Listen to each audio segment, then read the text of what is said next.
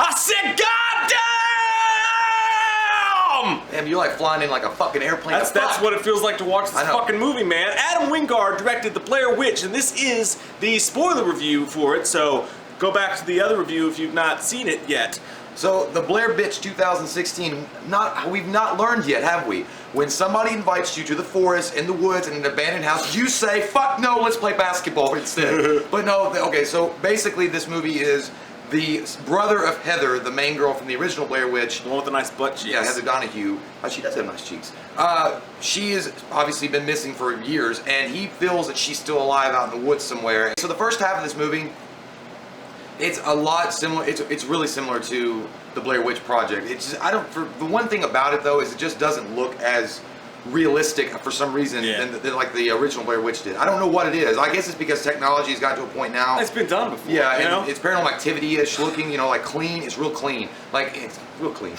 In Blair Witch, it was dirty and gritty and grindy, and I guess that's from the times because the technology was that, but I mean, it just looked more real. Yeah, and it felt more real too. That's one of the mistakes I think that this movie made, is that it tried to retread the other one too much in the first half. The first half, what did work for the original Blair Witch was that even though nothing ever fucking happened, you got this slow grinding feel inside of you, like this creepy suspense that something bad was going to happen, and you just felt it, like the tension just slowly rose. In this one, they spent the same amount of time just walking around the woods with nothing happening, and it looked better, and the characters were better actors or whatever, I guess, and there was more going on as far as the script goes, but that sense of dread can't be replaced in 2016 because it was original then. So they spent a little bit too much time on it, but well, I think that what worked really well for the Blair Witch Project, the original one, is that everything that they were doing in that film, the three actors were reactive. They weren't really sure about the script. They were just getting pieces of it handed to them. In this one, you can obviously tell these are real seasoned actors. I mean, seasoned. Okay, but they're like, they're not like, Tom Cruise-ish quality good, but they're still actors, and you can say that they've got a script that they read and they've memorized, and they know exactly, and they're on a set. That's the difference. Like in the other one, it wasn't. They were literally just giving pieces of it, and they were in the woods for real. Yeah. I liked the people in this. Like they were actually good people. Horror movies try to do this thing sometimes, like fucking Rob Zombie, where they make everybody in the movie fucking deplorable and pieces of shit, and you can't root for any of them. I could actually root for these people. I mean, they weren't like the most amazing people in the world. They were standard dudes and girls that you could be like, yeah, I could hang with them, I guess. And then they go and they meet this guy who supposedly filmed this stuff, which there's a little plot hole there because if he really released that footage and it was like the real deal, you would think that like the police would get involved or someone would find it before they do. But either way, they go to his country shack in the fucking woods. That place looked like it smelled like butt ass. Like straight dry ass everywhere. And I mean, that's the first thing you would say when you walk in, like, I'm going to step outside for a minute, guys. Like, this guy smells like straight dry ass. I don't trust somebody that doesn't clean their ass. It was like an ass-scented, like, car. It just looked like it smelled like that. And they meet up with this dude and his girlfriend, and they tell them the only way they're going to show them the house where they found the footage, the extra footage that Heather had left, is if they go with them. So they recruit these weird emo kids to go with them that are all obsessed with the Blair Witch myth, and they live in Burkittsville, Maryland. So that's how they get involved with it. I mean, and they're not bad. They're not bad characters. They're standard horror movie characters. Yeah, they're fine. I mean, they're whatever. But I mean, these two specifically. It's obvious that they're going to turn out to be cunt biscuits. Yeah, they're the red shirts of Star Trek. They're going to die in some way. I mean, so as soon as you saw the rebel flag, you were like, these guys are fucking weird. But it's Burkittsville. They've painted this town as weird, creepy people through all three movies. So I do like the fact that this movie really does expand on the mythology of the Blair Witch. Like, it gives you a lot more of what you wanted to know in the original Blair Witch Project. Like, where's she from? What happened to the town of Blair? Exactly how she died. Why is she cursing? They gave you little bits and pieces of it in the original one. Yeah. This one really expands it. I like when you expand things. It does that. So, but what happens? I mean, nothing fucking happens for a really long fucking time. I mean, fuck. But you expect that. I mean, it's found footage and there's a lot of shaky cam, but then the first thing that happens is, and another mistake that this movie fucking makes is the fact that they fake you out way too many times. Yeah. There's way too many bullshit fake jump scares in this. Like, one or two is okay, set the tension, keep people on their toes a little bit, but there's way too many, oh, it's just my friend, oh, it's just a cat, or whatever the fuck. I don't know why. Too many. Way too many. Yeah, they're wearing like earpiece cameras, which is cool. Like, that's how they give you the full-on like found footage effect rather than just holding around a camera. They do that too sometimes. They also use a drone, which is pretty cool. But the drone's not used enough. I mean, they have the drone and then it's barely used. I mean, it's a fucking drone with a camera that's 360. Use the drone. Use the drone. The fucking children! The children! But yeah, it's like that earpiece camera's supposed to pick this up, and you're right. So they're like, you'd be like walking around the forest and you're like, hey, oh shit, you're right in my face. He's like, hey guys, do you see that there's like Blair Witch things over here? And then he like walks around again and he's like, boom! And it's like, why do you keep doing this? And it ends up taking the wind out of the room like a bad fart. Just It just sucks it up. Sucks the fart right back in. Yeah, because you've been faked out so many times, you're almost desensitized by the time the real shit happens. But it takes. Well, it does. But the thing is also with that jump scare, I want to know like how that's realistic at all. Because if Mike and I and a bunch of our friends were out in the woods, why the fuck would he be that close to my face every 5 seconds? Like I'd be turning around, Mike be like, "Hey Jay, what's up?" Like, what are you doing? But they did do something badass with the sound because of that. Because that they have these earpiece cameras, the sound's really fucking muffled and louder at the same time. When they go to that sound, like it literally felt like in the movie theater, it felt like the speakers were right about to bust. Like when you get that new stereo system as a kid, and you know you turned up just a little bit too loud, but you like it and it feels right deep inside. Way too fucking much though. We get right into the middle of the movie, and finally the actual stuff starts happening. They go to their first night in the tent, and there's like a tree falls down or whatever, and then that fucking frizzle hair kid goes to look for something, and that's where the scares actually start happening.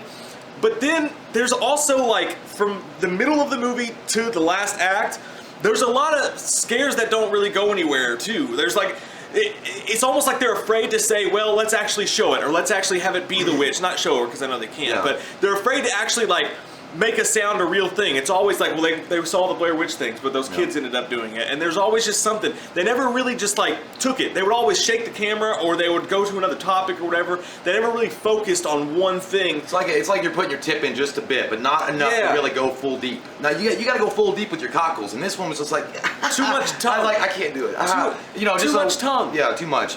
You're right. Like there's one specific scene I can recall when the girl's climbing up to free the drone. Okay, and you know she's gonna fall. Like I think a lot of it's predictable. It's not like it's something that's gonna shock you. But she's crawling up, and that was cool. I mean, I don't like heights, so when like they show like she's pretty high up off the ground, that's pretty cool. But when she gets up there, I thought what a cool scare would have been, because the drone's stuck up in a tree. Like maybe because they had talked about previously earlier in the film that the Blair Witch was tied to a tree when she was killed, like high up.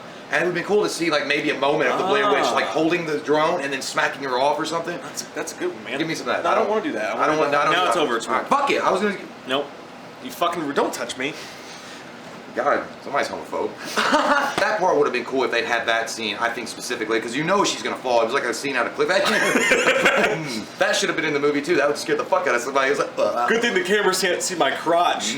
Yeah, it's just it's a different time. We've seen 100 found footage movies, so some stuff they tried to make work on the same nuclear level and it just didn't. But there's still cool stuff with this. Like there's some intense scenes. It was always, like I said, it was always start and stop. Like nothing, no scare went into the fucking rabbit hole. It was always just like, maybe this is happening, maybe it's not. You know, it was too much until the fucking end of the movie. And it sounds like we're complaining about this movie, wait till the end. But the last act, it takes this movie into a brand new fucking territory. When you go to the last act, he fucking finds... Right before that scene, though, when he's talking to the girl, and what the fuck happened to Peter, by the way? Peter goes, he became Spider-Man. A tree fucking falls on him, and you see the tree fall on him, and you see him like being like, but then nothing ever happens. I don't know, he was probably in the house somewhere, they just didn't show him. You know the girl got fucked up because she got dragged away, but they never showed Peter, he just found his flashlight. Well, yeah, it gets this, like, when it gets towards the end of the movie, it's like it time warps everything. Like, everything goes into a time warp. It's like somehow the footage that they found early on, I kind of guessed it, though. I kind of thought maybe it's a possibility that what they were watching in the very beginning of the movie, when she sees when Heather's brother sees a reflection and he thinks it's Heather, that it could be one of them. I don't know why I thought that though. It just seemed like something that it would be a weird twist. Yes. Shalimon. Well, it was kind of like Grave Encounters. It was exactly like Grave Encounters. Check us out in Grave Encounters 2. We were in that. We say like 2 lines, but it's cool though. We were in a movie. But yeah, when they get in the house, it's like a time warp thing happens, and the footage they actually found in the beginning of the movie belongs to them. So somehow they went back in time, and it's also cool. We didn't mention this, but towards I guess middle to the end of the movie, they start talking about how time is fucked up because they run into that weird, Nick Nolte's son, crazy looking dude, and his girlfriend, and they're like, he's like, wait, how long has it been since you've seen it? She's like, this afternoon. He's like, it's been 5 days. The fact that it's always dark and if the sun never comes up freaked me out. I don't know why. That gave me the willy dillies. I think that the Blair Witch had mentioned, or they had mentioned at the Blair Witch that if you stay overnight, she gets you, like she holds you there. Yeah. Like she stops time somehow. But when they go in that house, it's the house from the original Blair Witch Project. Wowzer, fuck, you suck at that. It really I was to say though, right before they got there, like you were saying, they're trying to do this otherworldly thing, and it didn't work. It didn't work because like she was doing this thing. She was like, oh my god, she was listening to the walkie-talkie, and then all the sound just going, and like they try to delve you into this like 127 hours like fucking psychedelic thing, and I was like, this is not fucking working. But then when he finds the house and he starts going inside, that's when I actually felt trapped into this same world that they were in, and it fucked me up, man. It really got claustrophobic, especially the vagina tunnel scene when she's crawling through the tunnel. God damn, that really scared me. That is the most claustrophobic I've ever felt in a theater, dude. When she can't fucking get out of that thing, I was like, but when she does make it though, she bursts herself back into the world. I was like, thank God for you getting there. But then she does, and the fucking light's gone, dude. I was like, oh no, donuts and donuts and dicks and Tic Tacs. But yes, there was so many fucking that part got to me, and it was weird because it never stopped. It was so intense. Like from that moment on, it fucking went 100 miles an hour. And bang, bang, bang the drum. It didn't like fucking let you stop. You were like Ace Ventura, like, oh, we just watched this on this meme. It was like, like you didn't know which way to turn because it was all going crazy. I was unaware that the Wachuda were biters. And the thing is when you get up, when I got off this, when I left the theater, dude, like my back went, oh fuck, like coming off the fucking leather because I was sweating. Like it fucking brings you like this intensity, and you're like, holy fuck, dude, I survived, and I'm gonna get a ticket again. And it was like funny because when you leave the theater, because it's all shaky cam and it's weird. Mike and I had this one unique thing that happened. We felt like we were still inside the movie. Yeah, dude. We were inside the car at Old Chicago about to have a brewski, delicious fun times. We had to sit in the car for a second, and I was like, dude, I feel fucking weird. Yeah. Even walking out of the theater, like when the lights hit us, dude, I was like, dude, I just feel weird. Like, I haven't felt that way walking out of a movie since I saw The Ring back in the day, and even though it's for completely different reasons, it was so immersive in the end and so fast that it didn't really make me sick. But it made me like just kind of lose myself in that world, and when I lost myself in that world and then stepped back into the real world, dude, I was kind of fucked up and like couldn't find my balance. Well, and shit. I mean, it was your knees, knees weak, mom spaghetti.